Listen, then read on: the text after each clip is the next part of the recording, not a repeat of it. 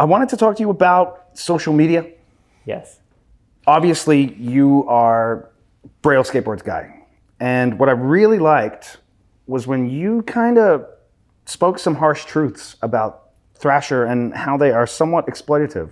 Yeah. And at the same time as they think they're running the game on YouTube, they were also kind of talking trash on you. Well, okay, I'll give him a little bit of context. Thrasher, in one of the more recent mags, had like an article and it was like, how to start a YouTube channel. And then it was kind of like very satirical, very like painting starting YouTube channel in a negative light. Like, skate YouTube channel is not good at all. Like, it's terrible, it's cringe, like, do not do it. That was like the tone of the article. And then like I read it and like, it's not like I take offense to it, but I just think about this objectively and be like, Thrasher is like one of the biggest skate YouTube channels. Like, why are you trying to admit out into the universe that like someone trying to start a skate YouTube channel is so terrible and so awful and like, do not ever do it? Well, like, I can tell you exactly why. It doesn't make sense. Market share, my guy. But it seems crazy that they would do that because like, wouldn't you want skaters to get non-skaters to watch them and they can make money and like skating economy can flourish? Like, isn't that a net positive for everyone? Like, just seems very strange that they would really want to like just like be so like mean about it, I guess. Well, we should name names. I bet it's one person in particular that has a bone to pick. That's like, oh, what are we gonna do? We gotta shut down all the YouTubers. Like, it must have been. Well, do you know have like the name of the author? I don't know. I didn't even think it really matters there. I just thought it was like, I just wanted to bring. I love Thrasher. You know? I just wanted to bring attention to be like, hey, you said something kind of I don't agree with, and I want to express, like, let's talk about it, you know? Like, I think that's kind of messed up. Like, let's have a discussion. I've had the same thing happen to me. It's weird when companies that you drew in the back of your school book decide that they don't like you, and then you're like, Spitfire doesn't like me. I drew the Spitfire guy every day, and to have that emblem be opposed to me in some way, it hurts personally. I used to always write skate or die on all my school books and stuff. Skate or die. Yeah. Did you write it with the Apparently Phelps made that up. Phelps was the... You're kidding. Yeah, that's the legend I've heard.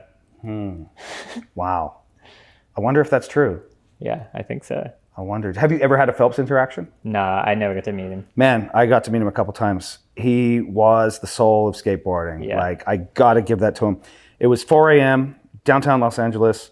And someone goes, there goes Phelps. And he's just skating along by himself, 4 a.m., just pushing around the city. That's sick. It was the coolest thing. And everywhere I'd see him in the world. Like, we weren't close, but it was always like, there he goes. There's Phelps. It's 4 a.m. He's skating through the street. And I don't know, I think, I feel when he passed, there was a seismic shift. Yeah. Something did change. Like, he died right before the Olympics, and I feel like we're in a different spot now. Yeah, I kind of feel like skateboarding is going through like growing pains a little bit. It is. Because like social media has completely changed the world, right? Mm-hmm. Like, if you try to think to the time before social media existed, like to us, because we're older, like we can remember that. Yeah. But like other people, they just grew up having social media all the time. Imagine that. And it's like, I see people say stuff about like YouTube or whatever. It's like, bro, I've been skating way longer than YouTube's existed. You know what I mean? It's like, it's kind of crazy to think about that. I'm going to give myself another piece of credit real quick. I was the first skater to get famous from YouTube.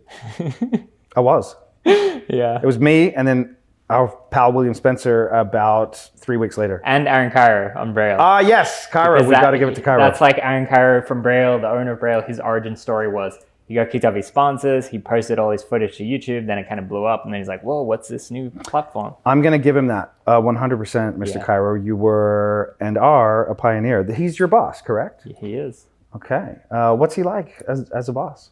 I think he's pretty similar to the videos. People often ask me that, like, other Braille people like the videos.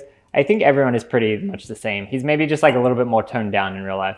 And where is the Braille facility? In San Francisco. So we say San Francisco Bay Area.